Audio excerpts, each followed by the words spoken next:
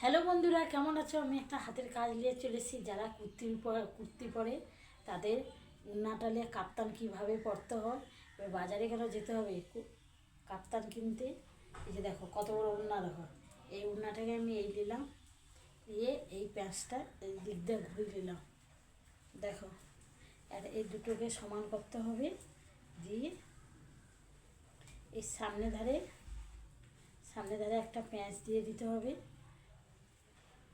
সামনে ধারে একটা প্যাঁচ না দিলে খুলে যাবে।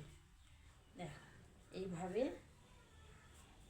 একটা প্যাঁচ দিয়ে একটু টান দিয়ে দেবে, একটা একটু সমান রাখবে, দিয়ে একটা উল্টি দিবে, একটা উল্টি দিয়ে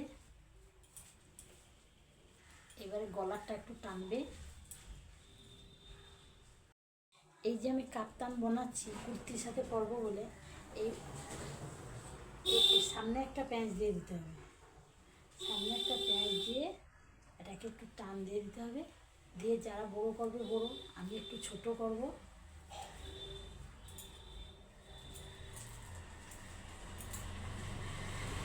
দেখো